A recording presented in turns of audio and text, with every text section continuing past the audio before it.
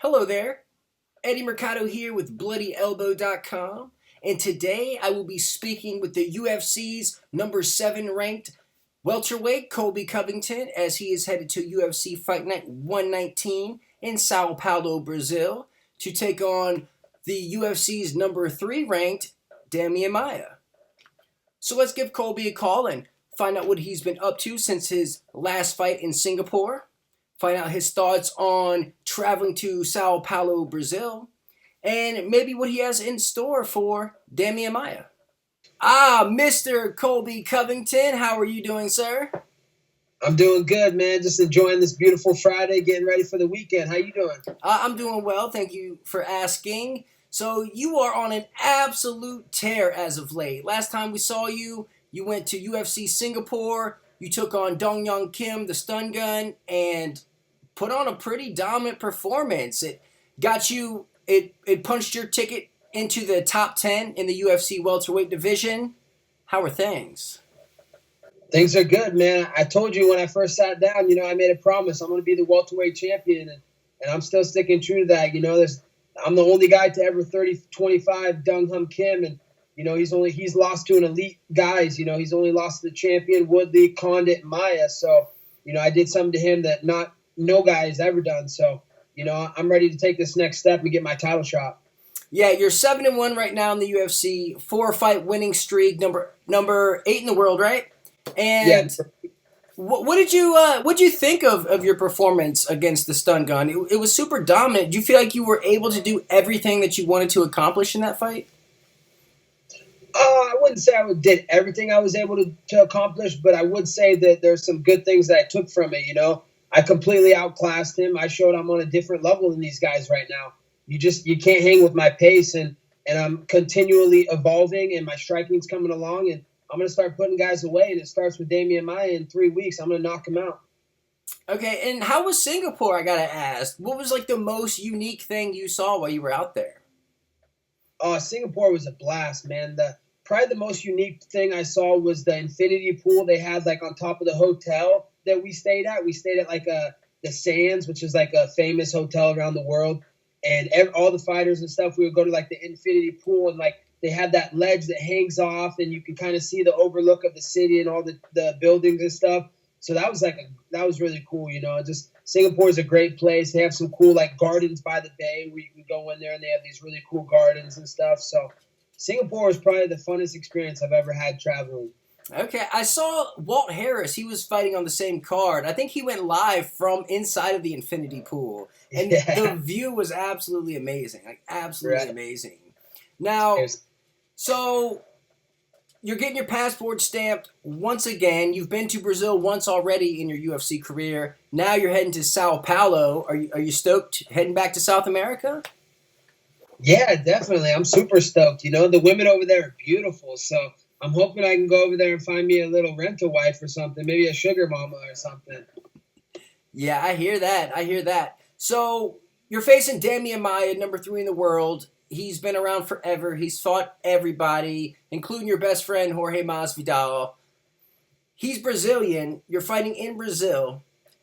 Are you worried that he might get a little home cooking if it does go to the scorecards? Yeah, absolutely. That's always a factor. That there's been rigged judges there in the past where guys that fought from Brazil on that card, and the Brazilian judges, they lost the fight clearly, but they got the nod. So that's always a factor that you think about. But I trained very hard. I trained to finish Demian Maia. So I'm not going to leave it in the judges' hands. I'm going to go out there. I'm going to finish Demian Maia. I'm going to make a statement, and I'm going to get my shot at Tyron Woodley. Okay, now like we were saying, Masvidal, he competed against Maia in one of the most difficult fights to score I've ever witnessed. I mean, it was razor thin. There was really hard to say who really won the fight. They gave it to Maia. Was that kind of like a dry run for you in a way that, since it is your best friend that you train with every single day, you kind of have his insight as to what it's like to fight Maia? Yeah, seeing that fight, I learned a lot from that fight. And, there's a lot of things I took away from it. And, we sat down when he got back, and, he was pretty bummed about it. But, we sat down, we put everything on the table. We talked about, what went wrong, what he could have worked on, where he felt like, Maia, where his strengths at, which is mainly the half guard and the jiu-jitsu game. But, we've moved past that, and I learned a lot from that. I'm also a different fighter than George. So, getting to my back and taking me down is a whole different level of skill that you're going to have. So, I learned a lot from that loss from George, and I'm going to make him pay for blocking my boy from getting a title shot. I promise you that. It's going to be Maia's retirement, and it's near Halloween, so they're going to call it the Nightmare in Sao Paulo. Okay, I dig it. I definitely dig it. Now, so Maia, he earned a title shot off of besting Masvidal, went on to fight Tyron Woodley, somewhat of an underwhelming affair, a lot of boos from the crowd, not too many people were too amped on the fight. I mean, Maia was doing the best he could, but Woodley essentially was doing an excellent job of neutralizing the takedown. One of the things he did was allow Maia to come to him, which obviously he knows Maia's going to take him down or try to take him down. He did really well about defending the hands and scooting his feet out to not give Maia a chance to grasp his hands together. Were there any things that you saw in that championship fight that were maybe some takeaways for you going in here? Yeah, there was a lot of takeaways. You can't let Maia get to the underhooks. You can't let him get to the back where he can pull half guard type stuff. And I saw a lot of stuff that Woodley did, and I've learned a lot from what Woodley fought and the way he fought in that fight. So definitely, there's a lot that I took on both sides. On Maia's side, he was fighting, he was trying to get a takedown, he was trying to put it in his game field. And Woodley, he's just doing what he does. He just backs up and he tries to explode one punch, but he plays it safe. He plays it conservative. He's not out there trying to finish guys. So, I learned a lot from that fight, and it's going to be a completely different fight with me than it was Woodley. I in my mind, I do have a lot higher wrestling than Woodley. We've wrestled before, and it wasn't competitive, and that's honest. I'm not here lying. I'm not here bullshitting, making shit up. That's honestly what happened. Those are facts. And what I'm going to bring to Maia, I'm not going to back up to the cage and let him shoot takedowns or try to explode one punch. I'm going to bring the fight to Maia. I'm going to get in his face right off the get-go. I'm going to test his heart. I'm going to test his will. It's going to be honestly who's going to have the bigger gas tank that night. And I know I have a big gas tank, so I'm going to bring an exciting fight to him. He's not going to be in another boring fight with me. I promise you, the fans are going to get their money's worth on October 28th in Sao Paulo. Okay, now, going into this, I mean, what kind of mindset do you have? Are you like, I want to come out and showcase my striking skills and kind of keep this on the feet? Or are you going to stick with the one that brought you to the dance and go out there and grind on Maia and out-grapple him?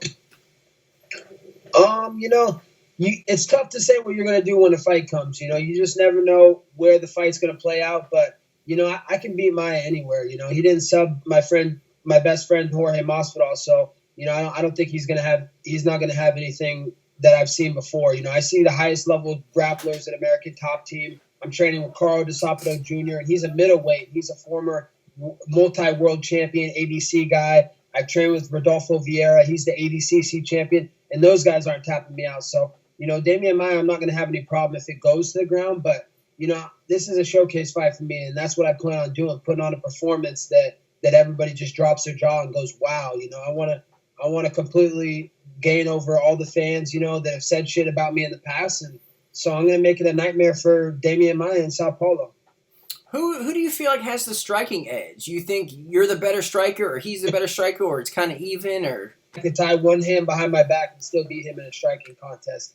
He has pathetic striking. Yeah, his striking is effective when it's against guys that are worried about takedowns. You think I'm worried about him taking me down? He has JV-level takedowns. Those takedowns aren't going to work against an All-American wrestler who's been defending takedowns since he was 5 years old. So, I'm a completely evolved fighter.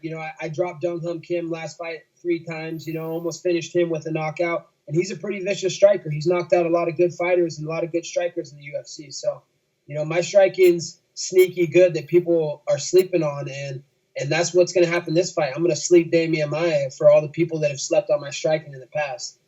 Awesome. Now, when Masvidal fought Maia, something that got him in trouble was Maia would kind of pull guard in a way, and George would kind of just hang out and stick with the top position, and that ultimately got him in all sorts of danger.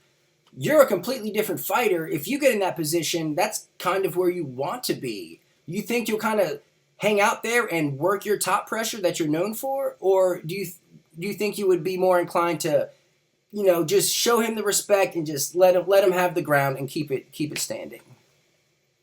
I don't want to give away my game plan too much from that position, but you just got to beat a guy like that to the underhooks. He's looking to get to the underhooks and get the arm around the back so he can do a half guard sweep and do all that kind of stuff. But I've seen that he's a one-trick pony. He only has one really set of moves that he does to get to the back, and that's about all he's got. Yeah, he's got some good jiu-jitsu, but this is 2017. Guys know how to stop jiu-jitsu. Just get your hips. Don't let their hips move out from the side of your hips. Just keep your hips aligned with them. So, I'm not too worried about anything that Demian Maia brings to the table. Honestly, he's a one-dimensional fighter, and I'm going to expose him and show that, you need to be well-rounded in this sport. And, he's on his way out. I'm on my way up. My sun is rising. His sun is setting, and I will put Demian Maia to rest. And how's training camp going? Of course, you're down at ATT. Training camp's been great, man. I got real motivated because the CIA contacted me. They said that Demian Maia they contacted me and they informed me that he has some whereabouts about Kim Jong-il and he has his strike code. So it's imperative that I strangle that information out of him. Okay. Now, what are the chances that your fight with Maia is predominantly a kickboxing match? What's the percentage? What's the percentage? I don't know. You just have to tune in October 20th and find out. That I can't give away all the element of surprise of the fight, man. You gotta pay to see the fight, man.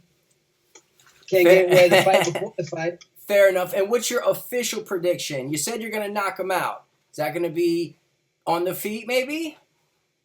I'm gonna do him a favor, his fans, his family, all of Sao Paulo, all of Brazil. He's a legend. I respect the guy. That's why I'm going to give him a peaceful ending. I'm going to lay him to rest in the first round. Mark my words now. First round, I'm putting him to sleep. Maia, he just fought for the title, right? In your opinion, does beating Demian Maia warrant you a title shot? Yes, 100% it does. He's the last direct guy that fought for the title. And, the other guys that are up there at the top, Lawler, he already got knocked out in 40 seconds, so they can't sell that fight again. Stephen Thompson already lost twice, and then Demian Maia is the last guy coming off the title fight. So, I do feel like it warrants a title shot. And I don't think the UFC likes Woodley. They're not selling him. They're not promoting him because he's a phony, fake champ. He's just he claims the victim role all the time. Oh, people are racist. That's why they don't want to see me fight. No one wants to see you fight because you play the safe game. You back up, and then you do this, And so, I think I do get the next shot at Tyron Woodley because the UFC wants a young, hungry guy like me that's going to go out there and take the strap. I am the new Don of the welterweight. This is my division now. Fair enough. Now, let's say for some unfortunate reason that the title shot isn't available. Would you be willing to wait it out, or would you want to stay active and get another fight in beforehand? I'll do whatever the UFC wants me to do, If I need, I don't like the wait and play game, I like fighting, man. I didn't get in this sport not to fight. I enjoy fighting. I actually enjoy getting in the cage. So I'm not like Rafael Fake Dos Anjos, who's, I'm just going to wait for my title shot. Oh, you're going to wait for a title shot? You just beat a guy that lost 3 times in a row in Tarek Safdie, and then you beat a guy that just got knocked out by a Bellator fighter in Neil Magny. You beat 2 nobodies, and you think you're just going to wait for a title shot? Dude, you're going to be waiting the rest of your life until you can't walk and you're crippled. So, I'm not like that. I hope I'll fight whoever they put in front of me, man. I'm here to fight, and I'm here to prove I'm the best in the world, and I do feel like I am the best in the world right now. So no one's going to stop me, man. Whoever they put in front of me, I'm hoping it's Tyron Woodley next. But, if it's not, I'll go out there and I'll finish the next guy. Okay, now let me ask you this. If and when you become world champion, will you grant your first title shot to Jorge Masvidal? That's tough, I mean, if he wants it, this is something that we talked about since we 7 years ago, since we were young in the game.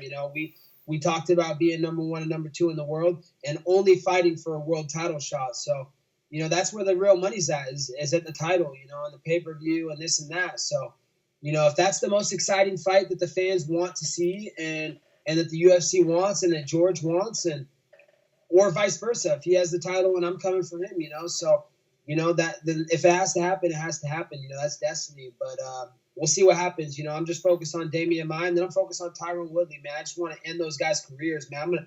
I'm a different level right now. I can tell you that, Eddie. I'm gonna go finish Demian Maia, and Tyron Woodley's next, man. I'm gonna finish him. I'm gonna put him in that Fox studio for good. That he doesn't do a lot in that Fox studio. He just sits behind that desk, just like he does in fights. Not a lot.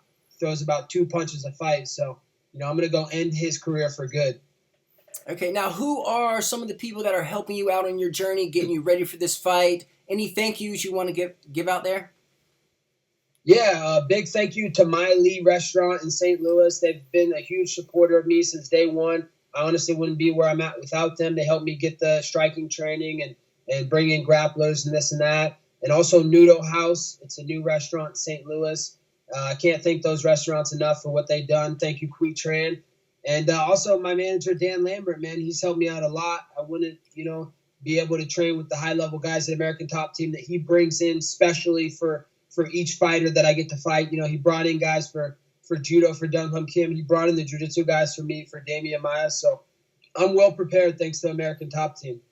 Awesome. Now, for the 1 or 2 people that aren't already following you on your journey, how can they come aboard, and follow you on your social media?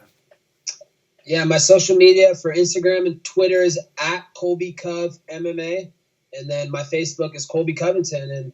And I hope you guys all support me on my journey to the belt, because I'm getting it soon. 2018 at the latest. I'm getting that belt by next year. I can promise you that. Maybe this year. I heard rumblings that maybe I'm getting a title shot December 30th against Woodley. So we'll see what happens after Maia. Okay, that would definitely be exciting. Well, Colby Covington, thank you so much for taking out the time. The number 3 guy in the world, Demian Maia, is on your dinner plate as we speak. UFC Fight Night 119, October 28th, Sao Paulo, Brazil. Best of luck to you, sir. Thanks, Eddie. Much respect talking to you, and I look forward to talking to you again soon. So there you have it. The UFC's number 8 welterweight, Colby Covington, set to face the number 3 ranked Demian Maia at UFC Fight Night 119 in Sao Paulo, Brazil. Go check that out. In the meantime, you can read me over at bloodyelbow.com. You can follow me on Twitter at @Mercado.